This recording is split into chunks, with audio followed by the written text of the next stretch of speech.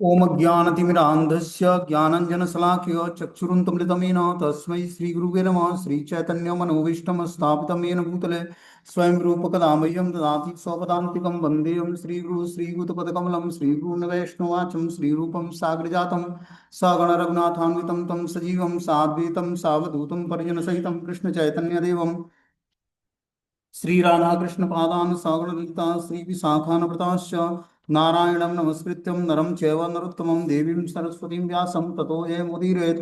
सुन्वतां स्वकथा कृष्ण पुण्यश्रवणकीर्तनं हृदयन्तस्तु भद्राणि विधुनोति सुरसतां नष्टप्रायेषु भद्रेषु नित्यं भागवत सेव्या भगवती उत्तम श्लोके भक्तिर्भवति नष्टकी तदा रजस्तमो भावः कामलोभादेश्येत् चेत एतेन निरावृतं स्थित सत्य प्रकृति एवं प्रसन्न मनसो भगवद्भक्ति योगता भगवतत्व विज्ञान मुक्त संगस्य जायते विद्यन्ते हृदय ग्रंथि छिद्यन्ते सर्वसंशयं क्षीयन्ते चास्य कर्माणि दृष्ट्वा एवात्मनीश्वरे मुखं करोति वाचालं पङ्गुं लङ्घयते गिरिं यत्कृपातमं वन्दे परमानन्दो माधवम्। श्री धर्मा प्रोजितो कैटप्पो अनत्रो परमो निर्मस्राणां सदां वेद्यं वा श्रीमद्वस्तु शिवदं तापत्रयमुन्मूलनं श्रीमद्भागवतं प्रमाण अम्लं प्रेमोपमार्थमान श्रीचैतन्य महाप्रभु मतविदं तत्रादरुणापर सच्चिदानन्दरूपाय विस्तुतत्तिहेतवे तापत्रय विनाशाय श्रीकृष्णाय नमः। संसार सागरे मग्नं दीनं मा करुणानिधि कर्मग्राहकृत्ताङ्गं मामुद्ध भवाड्वा श्रीमद्भागवतमाख्यानं प्रत्यक्षं कृष्णैः स्वीकृतोऽस्मि अनाथं मुक्तर्थं भवसागरे भवे भवे यथा भक्ति पादव्युस्तव जायते तथा कुरुष्व देवेश्य नाथस्तु मोहितं प्रभु नाम संकीर्तनं यस्य सर्वपापप्रणाशनं प्रणामो दुःखशमनं तं नमामि हरिपरम्। हे कृष्ण करुणा सिंधु दीनबंधु जगतपतये गोपेश गोपिका कांत राधा कांत नमस्तुते तप्त कांचन गौरांगे श्री राधे वृंदावनेश्वरी वृषभानुसुते देवी प्रणमामि हरिप्रिये। वाञ्छाकल्पतरुवृक्ष कृपा सिन्धुभ्येव च पतितानां पावनेभ्यो वैष्णवेभ्यो नमो। जय श्री कृष्ण चैतन्य प्रभु नित्यानंद श्री अद्वैत गदाधर श्रीवासादि श्री गौर भक्तवृंद हरे कृष्णा कृष्ण कृष्णा हरे हरे हरे राम राम राम हरे हरे। इसमें आज हम लोग श्रीमद् भागवतम का अध्याय संख्या 3 स्कंद संख्या 3 अध्याय संख्या 2 और श्लोक संख्या 15 नंबर पढ़ना है।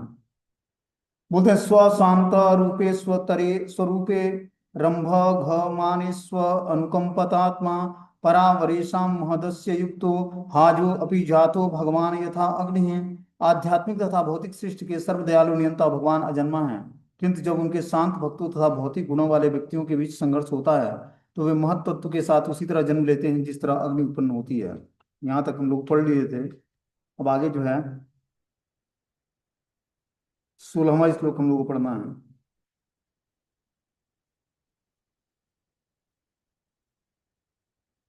इस 17वां श्लोक पढ़ना है।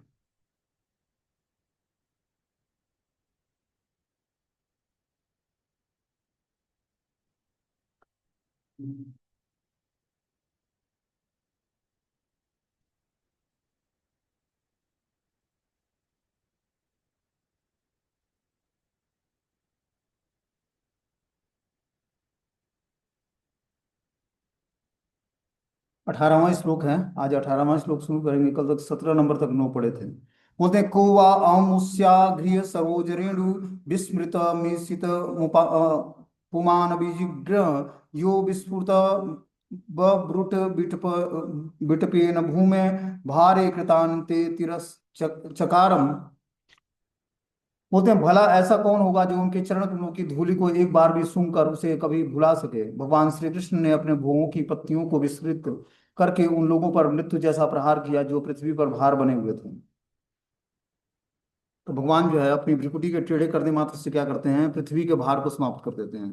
पृथ्वी का भार मतलब जो आसुरी शक्तियां हैं, भगवान के भुवों के चलायमान होने से क्या होता है, सभी आसुरी शक्तियां मृत्यु को प्राप्त हो जाती हैं। बता रहे हैं भगवान श्री कृष्ण मनुष्यों में से एक नहीं माने जा सकते, भले ही उनका उन्होंने आज्ञाकारी पुत्र की भूमिका ही क्यों न निभाई हो। उनके कार्य इतने असामान्य हैं कि केवल अपनी भुवों को उठाकर वे उन लोगों पर मारक प्रहार कर सकते हैं जो पृथ्वी पर भार बने हुए हैं। तो बता रहे हैं भगवान श्री कृष्ण एक मनुष्य की तरह नहीं माने जा सकते हैं। इस भौतिक संसार में भगवान भी पुरुष अवतार के रूप में आते हैं, लेकिन भगवान के क्रियाकलाप दिव्य अवस्था में होते हैं और भगवान क्या होते हैं, सच्चिदानंद स्वरूप में होते हैं। भले ही उन्होंने आज्ञाकारी पुत्र की भूमिका ही क्यों न निभाई हो, उनके कार्य इतने असामान्य होते हैं कि केवल अपनी भुवों को उठाकर वो उन लोगों को मारक प्रहार कर सकते हैं जो पृथ्वी पर भार बने हुए हैं। तो भगवान अपनी भुएं बस टेढ़ी करने मात्र से सारे आसुरी शक्तियों का विनाश कर सकते हैं। इतनी भगवान की दिव्य शक्ति होती है। बोलते दृष्टवा भगवान भनु राजसूये चेगस्य कृष्णा द्वितसो अभिसिद्धिम या योगिनम स स्पृश्य हन्ति संयमः योगेन कस्तद द्विरः सहेतम। आप स्वयं देख चुके हैं कि चेदी के राजा शिशुपाल ने किस तरह योगाभ्यास में सफलता प्राप्त की। यद्यपि वो भगवान श्री कृष्ण से ईर्ष्या करता था, वास्तविक योगी भी अपनी विविध अभ्यासों द्वारा ऐसी सफलता की सुरुचिपूर्ण कामना करते हैं। भला उनके विक्षोभ को कौन सह सकता है।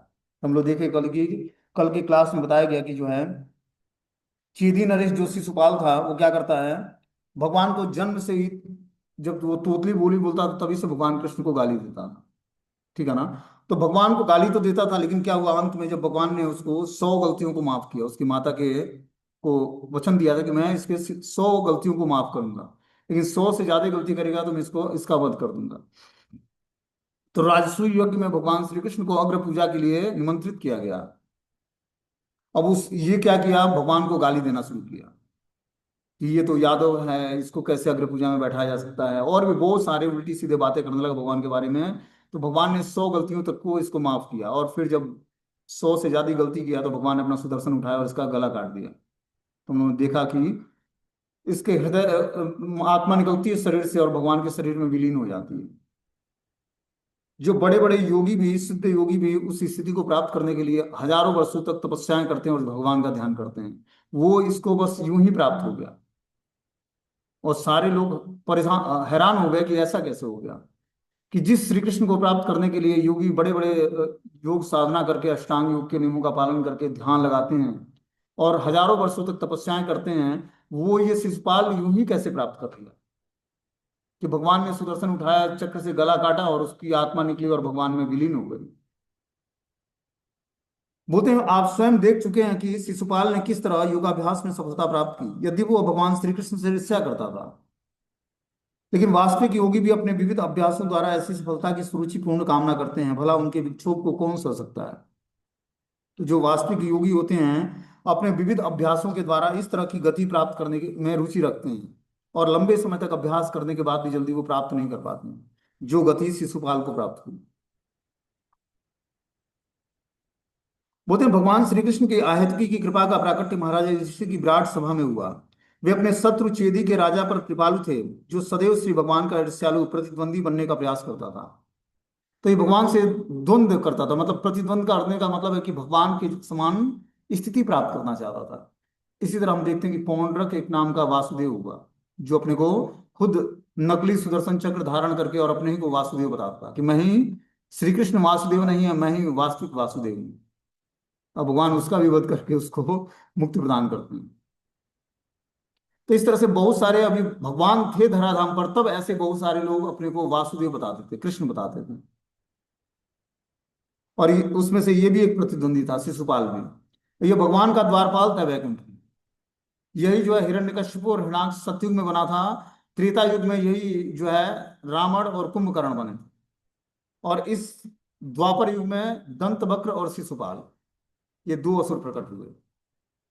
तो ये भगवान के समान ही बलिष्ठ थे, मतलब भगवान से युद्ध करने के लिए भगवान ने इनको स्पेशल शक्ति दे रखी थी, क्योंकि भगवान ने इनसे वीर रस का आस्वादन करने के लिए इनको वैकुंठ से धरती पर स्मृतलोक में भेजा था इन्होंने।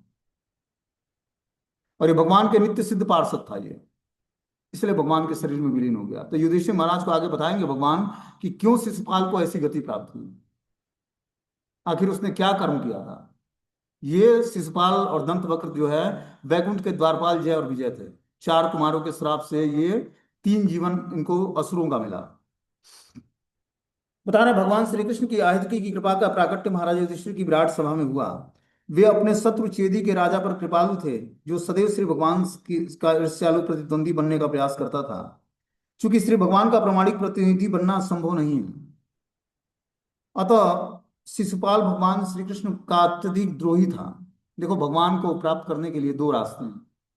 एक तो रास्ता है कि प्रामाणिक प्रतिद्वंदी बना जाए, मतलब भक्त बना जाए, और दूसरा है भगवान से अनलिमिटेड मात्रा में द्रोह किया जाए, जैसे कंस ने किया, यहाँ पर शिशुपाल ने किया, रावण ने किया।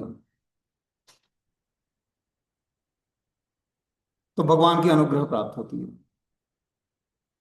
इसी तरह हम भक्तों के साथ भी देखते हैं कि जो है, भक्तों को कोई परेशान करता है तो उसको भी अच्छी गति प्राप्त होती है। मैं मतलब ऐसा हम लोगों को नहीं करना चाहिए, ये आसुरी प्रवृत्ति वाले लोग ऐसा करते हैं। लेकिन जो भक्तों को परेशान करते हैं तो भक्त उनके अमंगल के लिए कामना नहीं करते हैं। हाँ, उनके प्रति कोई अपराध ना करें, लेकिन उसके बाद भी उनको अच्छी गति प्राप्त हो, क्योंकि वैष्णव किसी का अहित नहीं चाहता। भगवान का जो शुद्ध भक्त बन जाता है वो किसी का अहित चाहता ही नहीं है।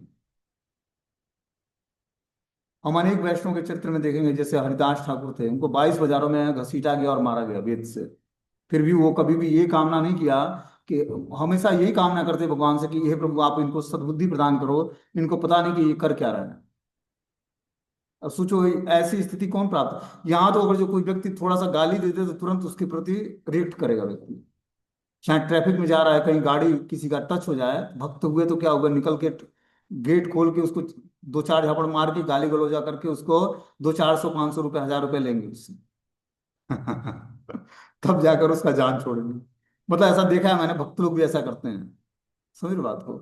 और यहाँ बताया जा रहा है कि श्री कृष्ण का अत्यधिक द्रोही था और भगवान ने उस पर कृपा कर दिया। इस बात में वह अन्य असुरों यथा कंस तथा जरासंध की तरह था। ये शिशुपाल भी कंस और जरासंध की तरह ही था। ये शिशुपाल ने महाराजा युधिष्ठिर द्वारा संपन्न होने वाले राजसूय यज्ञ की खुली सभा में भगवान श्री कृष्ण का अपमान किया और अंत में वो भगवान श्री कृष्ण द्वारा मार डाला गया। तो राजसूय यज्ञ में इसने क्या किया, भगवान श्री कृष्ण का अपमान किया और अंत में भगवान श्री कृष्ण द्वारा ही मार डाला गया। जब भगवान का अपमान कोई करता है तो क्या होता है, वो पहले ही जो है अधर्म का साथ देने लगता है, अधार्मिक व्यक्ति बन जाता है। भगवान जो बताते हैं वही धर्म है और भगवान जो करते हैं वही धर्म है।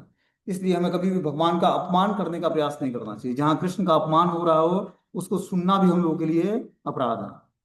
वहां से हमें उठकर चले जाना चाहिए या उस व्यक्ति का जीवा काट लेना चाहिए जो भगवान या भगवान के भक्तों की निंदा करता हो। किंतु उस सभा में हर व्यक्ति ने देखा कि शिशुपाल के शरीर से प्रकाश की एक किरण निकलती है जो भगवान श्री कृष्ण के शरीर में लीन हो जाती है। इसका अर्थ यह हुआ कि शिशुपाल को श्री भगवान के साथ एकता की मुक्ति प्राप्त हुई, जिसकी तीव्र इच्छा ज्ञानियों तथा योगियों को रहती है और जिसके लिए वे अनेक प्रकार के दिव्य कार्य संपन्न करती हैं। तो जो ज्ञानी और योगी होते हैं वो इसी प्रकार की मुक्ति के लिए कामना करते हैं। सायुज्य मुक्ति मतलब भगवान में अपने को समा जाना। भगवान के जो दिव्य तेज होता है, प्रकाश होता है, जिसको ब्रह्म ज्योति बोलते हैं। तो योगी लोग क्या करते हैं, उस दिव्य ब्रह्म ज्योति में जाकर स्टार की भांति उसमें समा जाते हैं। लेकिन वहां से भी योगियों का पतन हो जाता है कई बार। जब तक व्यक्ति जाकर भगवान की दिव्य सेवा में, भगवान के गोलोक में या वैकुंठ में भगवान की नित्य सेवा में अपने को इंगेज नहीं करेगा, तब तक वो ब्रह्म ज्योति से भी उसका कभी कभी पतन हो जाता है और वहां से भी वो भौतिक संसार में मृत्यु लोक में आ जाता है। इसलिए हमें ब्रह्म ज्योति या परमात्मा का ध्यान करने से बढ़िया है कि भगवान का ध्यान और भगवान की प्रेममय सेवा शुरू करें, जिससे हम धीरे धीरे भगवान को भी जान जाएंगे और ब्रह्म परमात्मा और भगवान तीनों का रियलाइजेशन कर लेंगे अपने जीवन में। बोलते तथेव चान्ये नरलोकवीराम य आहवे कृष्ण मुखारविंदम नेत्रे पिबंतो नयनाभिरामम पार्थास्थ पूतम पद्मापुरस्य। निश्चय ही कुरुक्षेत्र के युद्ध स्थल के अन्य योद्धागण अर्जुन के बाणों के प्रहार से शुद्ध बन गए थे और आंखों को अति मन भावन लगने वाला भगवान श्री कृष्ण के मुख कमल को देखकर उन्होंने भगवत धाम को प्राप्त किया। कुरुक्षेत्र के युद्ध स्थल के अन्य योद्धागण अर्जुन के बाणों के प्रहार से शुद्ध हो गए। जितना ही अर्जुन ने बाण छोड़ा वो बाणों के प्रहार से सभी शुद्ध हो गए। आंखों को अति महान मत मन भावन लगने वाला भगवान श्री कृष्ण का मुखारविंद देखकर उन्होंने भगवत धाम को प्राप्त किया।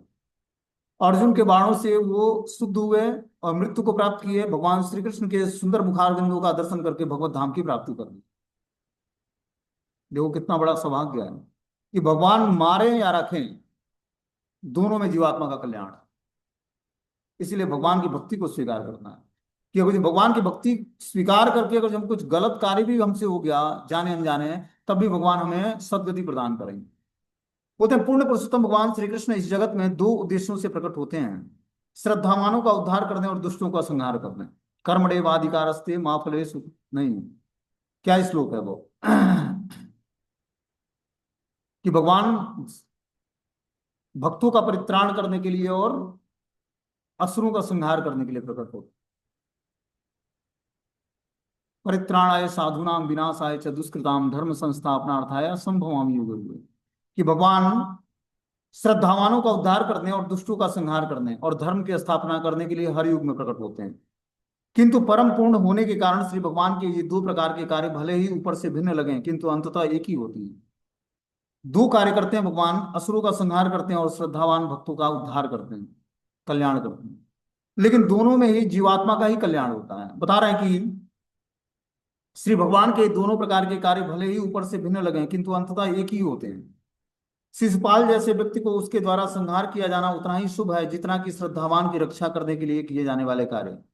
इन सारे योद्धाओं ने जिन्होंने अर्जुन के विरुद्ध युद्ध किया किंतु युद्ध भूमि में श्री भगवान के कम, कमलवत मुखारविंद का दर्शन किया, उसी तरह भगवत धाम प्राप्त किए जिस प्रकार श्री भगवान के भक्त प्राप्त करते हैं। तो कुरुक्षेत्र युद्ध स्थल में जो अर्जुन के बाणों से मारे गए और भगवान के मुखारबिंदु का दर्शन करते हुए शरीर का त्याग किया तो वो भगवान के धाम चले गए बिना भक्ति किए हुए। बता रहे हैं कि अर्जुन के विरुद्ध युद्ध किया किंतु युद्ध भूमि में श्री भगवान के कमलोत मुखारविंद का दर्शन किया, उसी तरह वो भगवत धाम प्राप्त किए जिस तरह श्री भगवान के भक्त लोग प्राप्त करते हैं। दृष्टवा की आंखों को अच्छा लगने वाला यह शब्द अत्यंत महत्वपूर्ण है। जब युद्ध भूमि में गए दूसरे पक्ष के योद्धाओं ने भगवान श्री कृष्ण को सामने से देखा तो उन्होंने उनके सौंदर्य को सराहा और ईश्वर के प्रति उनकी सुसुप्त भावना जागृत हो उठी। शिशुपाल ने भी श्री भगवान को देखा किंतु उसने उन्हें अपने शत्रु के रूप में देखा जिससे उसका प्रेम जागृत नहीं हुआ। इसलिए शिशुपाल ने श्री भगवान के शरीर की निर्विशेष ज्योति ब्रह्म ज्योति में लीन होकर श्री भगवान से तदात्म प्राप्त किया। बता रहे हैं कि शिशुपाल ने भी भगवान को का दर्शन किया किंतु उसने उन्हें अपने शत्रु के रूप में देखा। जो अर्जुन के बाणों से मारे गए और भगवान के प्रति उनका प्रेम जागृत हो गया, भगवान के स्वरूप को देखकर वो मोहित हो गए, वही भगवत धाम को चले गए। बाकी जो शिशुपाल था वो भगवान का तो दर्शन किया किंतु उसने उन्हें अपने शत्रु के रूप में देखा जिससे उनका प्रेम जागृत नहीं हुआ। इसलिए शिशुपाल ने श्री भगवान के प्रति निर्विशेष ज्योति ब्रह्म ज्योति में लीन होकर श्री भगवान से तदात्म प्राप्त किया। जब तक हम भक्ति करके भगवान से प्रेम करना नहीं सीख जाएंगे तब तक हम भगवत धाम में प्रवेश नहीं करेंगे। उच्च लोगों की प्राप्ति हो सकती है लेकिन जब तक भगवत प्रेम नहीं होगा तब तक हम भगवत धाम में प्रवेश नहीं करेंगे। जैसे मान लो कि किसी के घर में किसी को रहना है तो आपस में प्रेम होगा तभी व्यक्ति उसके घर में जाकर रह सकता है, जबरदस्ती नहीं। समझ बात को। और दोनों को एक दूसरे को बर्दाश्त करना होगा। तो जब तक भगवान से प्रेम नहीं होगा जीवात्मा का तब तक वो भगवत धाम जाएगा नहीं। भगवत धाम जाने के लिए भगवान से प्रेम करना होगा। वही यहाँ पर बता रहे हैं कि जो है जो भी योद्धा श्री कृष्ण के प्रति प्रेम जागृत कर लिया भगवान का दर्शन करके युद्ध क्षेत्र में और अर्जुन के बाणों से मारा गया वो भगवत धाम को प्राप्त किया। लेकिन शिशुपाल ने ऐसा भगवान श्री कृष्ण के रूप को देखकर उसके अंदर शत्रुत भाव उत्पन्न हुआ और प्रेम जागृत नहीं हुआ। इसलिए शिशुपाल ने भगवान के शरीर में निर्विशेष ब्रह्म ज्योति में लीन होकर श्री भगवान से तदात्म प्राप्त किया। अन्य लोगों को जो तटस्थ थे, जो न तो मित्र थे न शत्रु, किंतु श्री भगवान के मुखारबिंद के सौंदर्य को सराहने के कारण यत किंचित भगवान से प्रेम में थे, उन्हें तुरंत वैकुंठ लोक भेज दिया। जो कुरुक्षेत्र युद्ध स्थल में न तो भगवान से मित्रवत भाव था न ही शत्रुवत भाव था, मतलब उदासीन थे, कोई सेंसिटिविटी नहीं हुई, कोई हरकत नहीं हुई उनके अंदर, वो वैकुंठ लोक चले गए। श्री भगवान का निजी धाम गोलोक वृंदावन कहलाता है और वे धाम जहां उनके पूर्ण विस्तार निवास करते हैं वैकुंठ लोक कहलाते हैं, जहां श्री भगवान नारायण रूप में विद्यमान रहते हैं। हर जीव में भगवत प्रेम प्रसुप्त अवस्था में रहता है और श्री भगवान की भक्ति की समूची विधि इस प्रसुप्त नित्य भगवत प्रेम को जागृत करने हेतु होती है। किंतु ऐसी दिव्य जागृति की कोटियां होती हैं जिन लोगों में भगवत प्रेम पूरी तरह जागृत हुआ रहता है, वे आध्यात्मिक आकाश में गोलोक वृंदावन धाम जाते हैं। जब व्यक्ति के अंदर भक्ति करके पूर्ण रूपेण जो है भगवत प्रेम प्राप्त हो जाता है, जागृत हो जाता है, तब वो आध्यात्मिक आकाश गोलोक वृंदावन जाते हैं। किंतु जिन लोगों में संयोग वश या संगति के द्वारा भगवत प्रेम की जागृति प्रारंभ नहीं होती वे वैकुंठ लोक भेज जाते हैं। तात्विक दृष्टि से गोलोक तथा वैकुंठ में कोई अंतर नहीं है, किंतु वैकुंठ में श्री भगवान की सेवा असीम ऐश्वर्य द्वारा की जाती है जबकि गोलोक में उनकी सेवा सहज स्नेह भाव से की जाती है। तो वैकुंठ में भगवान ऐश्वर्य के साथ पूजे जाते हैं और गोलोक वृंदावन धाम में क्या हो, बहुत ही सेवा बहुत ही सहज स्नेह भाव से होती है उनकी। आप देखोगे जो ब्रज के मंदिर हैं उसमें भगवान को सजाया जाता तो ज्यादा आभूषण नहीं पहनाया जाता और बहुत ही हाई फाई ड्रेस नहीं पहनाया जाता जिसमें बहुत सारे जरी और कढ़ाई किया हुआ, ऐसा नहीं। बहुत ही सिंपल वस्त्र पहनाया जाता है, फूलों की माला पहनाई जाती है, चंदन लेप किया जाता है, फिर जो है अंगराग बनाया जाता है उनके चेहरे पर जो है चंदन से या कुमकुम से जो है वो डॉट्स बनाए जाते हैं। इस तरह से भगवान को सजाया, तो ब्रज में भगवान को ऐसे ही सजाया जाता। वो तो हम ब्रज के बाहर के मंदिरों में देखते हैं कि बहुत ही ऐश्वर्यशाली भाव से भगवान की लक्ष्मी नारायण के भाव में पूजा होती है।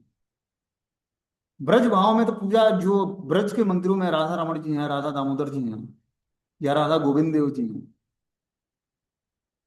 या राधा श्याम सुंदर जी हैं, इन लोगों का जो ड्रेसिंग देखोगे आप लोग बिल्कुल ही अलग हो, बहुत ही सिंपल होगा, बहुत ही सिंपल और बहुत ही सस्ता। क्योंकि ब्रज के जो फूल पत्ते हैं या फिर जो चंदन है, चाहे इस तरह की चीजें मट्टियां हैं, उसी से भगवान का अंग राग किया जाता है, उसी से सजाया जाता है। और कृष्ण ऐसे ही साधारण वेशभूषा में भगवान प्रसन्न होते हैं। कमर में वो क्या करते हैं, गमछा बांधते हैं, उसमें बांसुरी खोसते हैं, और फिर चने की एक पोटली होती है उनके बांसुरी के साइड में लटकी होती है। तो इस तरह से भगवान क्या करते हैं, जो ब्रज के ठाकुर जी हैं उनको इसी तरह सजाया जाएगा, बहुत ही सिंपल साधारण तरीके। लेकिन वैकुंठ में भगवान का ऐश्वर्य भाव से पूजा होता है। उदाहरण वैकुंठ, तात्विक दृष्टि से गोलोक तथा वैकुंठ में कोई अंतर नहीं है, किंतु वैकुंठ में श्री भगवान की सीमा असीम ऐश्वर्य के द्वारा की जाती है। खूब धन धान्य से और जो है अच्छे आभूषणों को पहनाकर, अच्छे फूल मालाओं से सुसज्जित करके भगवान की सेवा की जाती है वैकुंठ लोक में। लेकिन गोलोक वृंदावन धाम में भगवान की सेवा सहज स्नेह भाव से की जाती है। सभी लोग बड़े प्रेम से भगवान के लिए माला बनाते हैं, अंगराग तैयार करते हैं, अपने श्रद्धानुसार भगवान के चेहरे पर डॉट्स बनाते हैं या अलग अलग जो है आईब्रोज बनाते हैं, क्या क्या बनाते हैं, और भगवान उससे बड़ी प्रसन्न होते हैं। क्योंकि ब्रज भाव में भगवान की भक्ति बहुत ही सरल है, और यहाँ पर वो उस तरह से भोजन नहीं करते भगवान, बहुत ही सहज और सरल भोजन करते हैं। मेवा मिश्री माखन इन सब चीजों को, और इन्हीं दूध और दही और घी और शक्कर से बना हुआ मिठाइयों को, मतलब व्यंजनों को भगवान खाते हैं। ऐसा नहीं चाउमीन बर्गर और पेटीज ये सब चीजें भोग नहीं लगती ब्रज के अंदर भगवान को। ये तो बाहर के मंदिरों में पता नहीं लगता है कि नहीं लगता, वो तो पता नहीं है। लेकिन ब्रज में ये सारी चीजें नहीं भोग लगती भगवान को। ब्रज में तो बहुत ही सिंपल भोजन भगवान करते हैं, दूध दही मिष्ठान से बना हुआ, इन्हीं सब चीजों से बना हुआ वो आहार भगवान स्वीकार करते हैं भोग। यह भगवत प्रेम श्री भगवान के शुद्ध भक्तों की संगति से जागृत होता है। यहाँ पर पार्थस्थ पूतम शब्द महत्वपूर्ण है। जिन लोगों ने कुरुक्षेत्र के युद्ध स्थल में श्री भगवान की सुंदर मुखारवृत्ति को देखी थी, उन्हें पहले अर्जुन ने अपने बाणों की बौछार से शुद्ध बना दिया। श्री भगवान संसार का भार हल्का करने के उद्देश्य से प्रकट हुए थे, और अर्जुन उनकी ओर से युद्ध करने की में उनकी सहायता कर रहा था। अर्जुन ने व्यक्तिगत रूप से युद्ध करने से अस्वीकार कर दिया, और अर्जुन को युद्ध में लगाए हेतु श्रीमद् भगवत गीता का संपूर्ण उपदेश दिया था। श्री भगवान के शुद्ध भक्त के रूप में अर्जुन ने अपने निर्णय के समक्ष उसे वरीयता देते हुए युद्ध करना स्वीकार किया। तो अर्जुन भगवान का शुद्ध भक्त था, लेकिन भगवान के शुद्ध भक्त होने के कारण उसका उत्तरदायित्व बनता था कि भगवान के मिशन में उनकी सहायता करे। इसलिए भगवान ने संसार का भार हल्का करने के लिए उस उद्देश्य को प्रकट किया, और अर्जुन को युद्ध में एक निमित्त मात्र बनाया भगवान ने कुरुक्षेत्र के युद्ध स्थल में। और इस तरह से अर्जुन ने क्या किया, भगवान के मिशन में भगवान की सहायता की। तो हम सबका उद्देश्य क्या होना चाहिए, भगवान के मिशन में भगवान की सहायता करना। ये जो गौड़ी वैष्णव सिद्धांत के अनुसार जो मैं हरे कृष्ण महामंत्र का प्रचार करना या हरे कृष्ण महामंत्र का इस मूवमेंट को आगे बढ़ाना, ये किसका मिशन है, चैतन्य महाप्रभु का मिशन है। स्वयं भगवान जो है इस मिशन में, हमें चैतन्य महाप्रभु की सहायता करने के लिए हम अपने जी जान लगाकर हमें भी प्रचार करना चाहिए। तो हम भगवान चैतन्य महाप्रभु की कृपा को आकर्षित कर पाएंगे। जो इन्होंने नाम संकीर्तन बताया कि कलयुग बस नाम संकीर्तन पर ही आधारित है, कलौ दोष निधे राजन अस्ति एक महान गुणा, ठीक है ना, कि हरे नाम हरे नामेव केवलम कलौ नास्ति व नास्ति व गतिरन्यथा, कि हरे नाम केवलम, बस कलयुग में हरि नाम ही है। कलौ नास्ति व नास्ति व गतिरन्यथा, कलयुग में कि प्रकोपों से बचने के लिए मात्र एक साधन क्या है, हरि नाम संकीर्तन है। ये महाप्रभु चैतन्य जो स्वयं भगवान है, उन्होंने इस मूवमेंट को शुरू किया है, संकीर्तन मूवमेंट को। तो इसमें हमें आगे इसको बढ़ाने के लिए क्या करना है, महाप्रभु के मिशन में हमें सहायता करनी है। कैसे सहायता करनी है, संकीर्तन करके, संकीर्तन करके हम इस मिशन को आगे बढ़ा सकते हैं। जन जन के घर पर, दरवाजे पर जाकर हमें नाम संकीर्तन करके उनको जागृत करना है कि आप भी उठिए और संकीर्तन में पार्टिसिपेट करिए। इस तरह से सबको नाम संकीर्तन से जोड़ना है, भगवत गीता भागवतम से जोड़ना है। ये हमारा उद्देश्य होना चाहिए। बोले श्री भगवान के शुद्ध भक्त के रूप में अर्जुन ने अपने निर्णय के समक्ष इसे वरीयता देते हुए युद्ध करना स्वीकार किया। इस तरह अर्जुन ने संसार के भार को कम करने और श्री भगवान के उद्देश्य में सहायक बनने हेतु युद्ध किया। शुद्ध भक्त द्वारा सारे कार्य श्री भगवान को की ओर संपन्न किए जाते हैं, क्योंकि श्री भगवान के शुद्ध भक्तों के पास अपने खुद के लिए करने हेतु कुछ भी नहीं होता है। अर्जुन द्वारा संहार किया जाना स्वयं श्री भगवान द्वारा किए जाने वाले संहार के तुल्य था। तो अर्जुन ने जिसको भी युद्ध क्षेत्र में संहार किया वो भगवान के संहार करने ही जैसा था। मतलब भगवान ने अर्जुन को एक निमित्त मात्र बनाया, युद्ध तो भगवान ने स्वयं किया और सबको मारा। बस भगवान ने अर्जुन को क्रेडिट देने के लिए युद्ध में सम्मिलित किया। बोलते हैं जिन योद्धाओं ने श्री भगवान के चरण कमलों की प्रशंसा की और सामने से श्री भगवान के मुखारविंद को देखा, उसमें सुप्त भगवत प्रेम जागृत हो उठा और इस तरह वे लोग शिशुपाल की तरह ब्रह्म ज्योति की निर्विशेष दशा में नहीं अपितु सुदेव वैकुंठ लोक भेज दिए गए। शिशुपाल श्री भगवान की प्रशंसा की बिना मरा, किंतु अन्य लोग श्री भगवान की प्रशंसा करके मरे थे। दोनों ही को आध्यात्मिक आकाश में भेजा गया, किंतु जिसने भगवत प्रेम जागृत हो चुका था वे दिव्य आकाश के ग्रहों में भेज दिया गया। तो हम अगर जो निरंतर भगवान का ग्लोरिफिकेशन करेंगे तो हम दिव्य आकाश के ग्रहों में जाएंगे जहां भगवान निवास करते हैं साक्षात। गोलोक वृंदावन धाम से नीचे बहुत सारे वैकुंठ लोक हैं भगवान के। इस भौतिक संसार में भी भगवान विष्णु का एक लोक है जिसको श्वेत द्वीप बोलते हैं, जहां भगवान आज भी निवास करते हैं। तो ब्रह्मा जी और गौ माता जो हैं जब प्रार्थनाएं करना होती है तो उसी श्वेत द्वीप में जाकर भगवान विष्णु से प्रार्थनाएं करते हैं और भगवान विष्णु बताते हैं कि मैं कब अवतार लूंगा, कैसे अवतार लूंगा।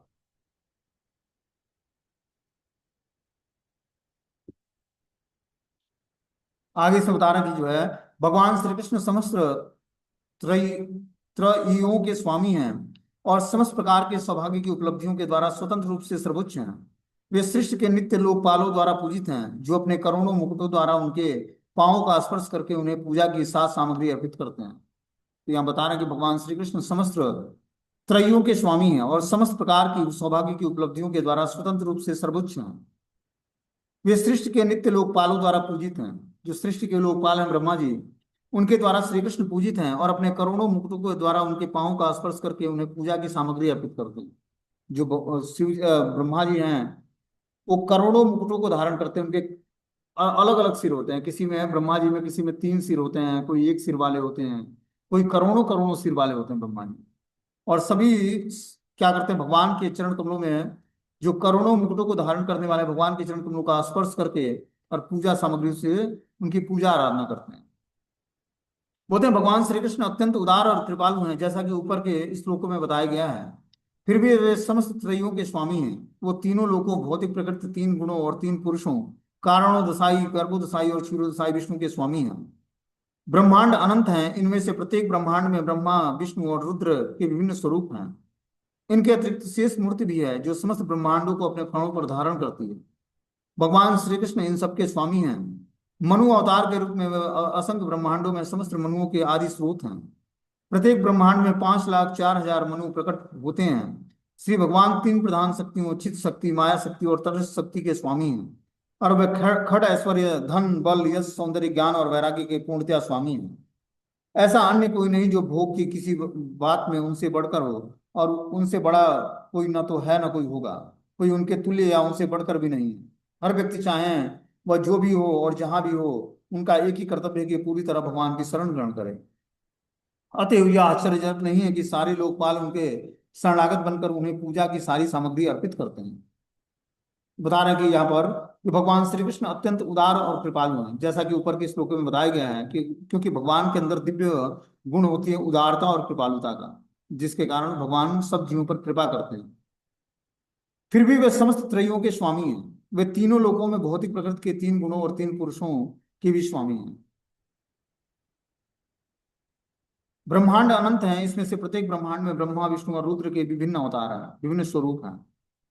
इसके अतिरिक्त शेष मूर्ति भी हैं जो समस्त ब्रह्मांडों को अपने फणों पर धारण करती हैं। भगवान श्री कृष्ण इन सबके स्वामी हैं। मनु अवतार के रूप में वे असंख्य ब्रह्मांडों को समस्त मनुओं के आदि स्रोत हैं। और प्रत्येक ब्रह्मांड में 4,05,04,000 मनु प्रकट होते हैं। श्री भगवान तीन प्रधान शक्तियों, क्या क्या भगवान की तीन प्रधान शक्तियां हैं? चित शक्ति, माया शक्ति और तटस्थ तटस्थ शक्ति।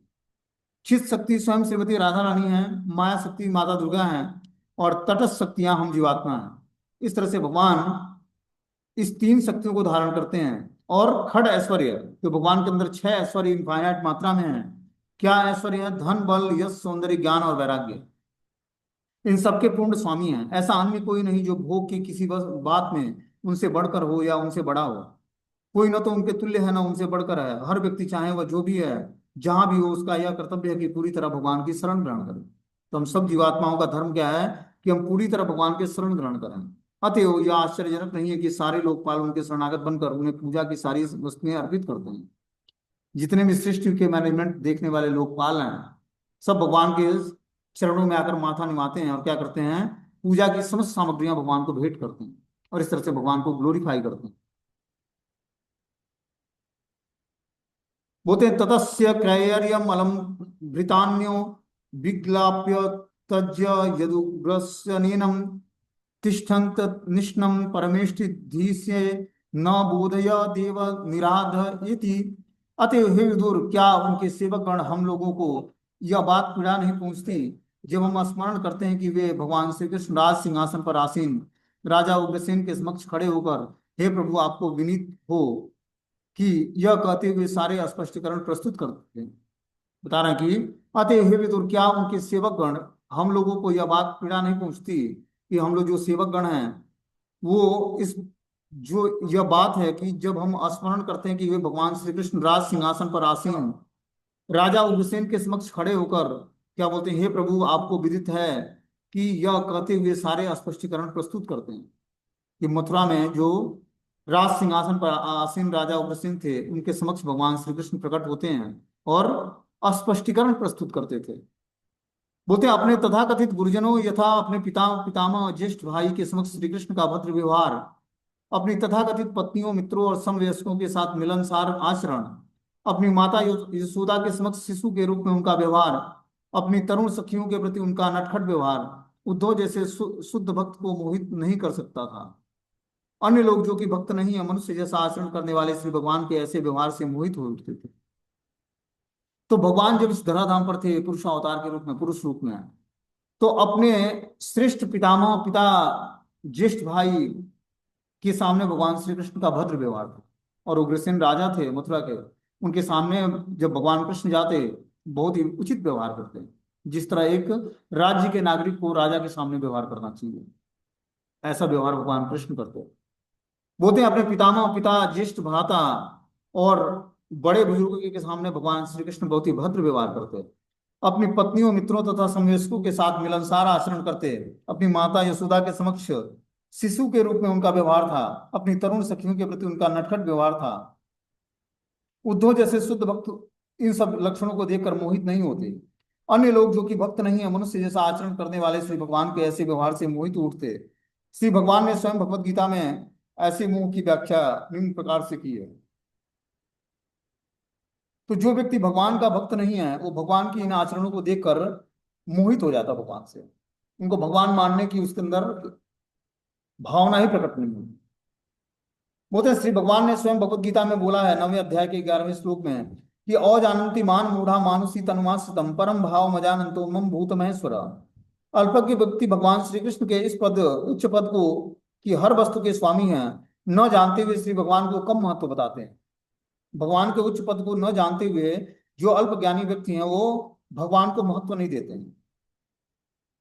श्रीमद् भगवत गीता में श्री भगवान के अपने पद की स्पष्ट व्याख्या की गई है, किंतु आसुरी नास्तिक अद्वैता अपने निजी उद्देश्य से मनमानी व्याख्या निकाल देते हैं और अभागे अनुयायियों को उसी मनोवृत्ति में भटका रहे हैं। ऐसे अभागे व्यक्ति ज्ञान के महान ग्रंथ में से मात्र कुछ शब्द चुन लेते हैं, किंतु श्री भगवान का पूर्ण पुरुषोत्तम परमेश्वर के रूप में सही आकलन करने में असमर्थ रहते हैं।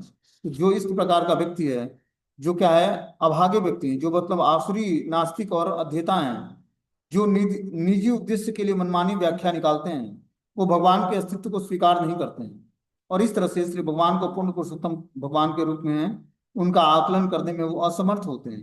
किंतु उद्धव जैसे शुद्ध भक्त कभी भी ऐसे नास्तिक अवसरवादियों द्वारा भ्रमित नहीं होते, लेकिन जो उद्धव जैसा शुद्ध भक्त होता है भगवान का, वो कभी भी इस तरह की नास्तिकतावादी वृत्ति को नहीं अपनाता है। वो जानता है कि श्री कृष्ण क्या है, पूर्ण पुरुषोत्तम भगवान है, और इस प्रकार भगवान से उचित व्यवहार प्रस्तुत करता है। ठीक है, हरे कृष्ण।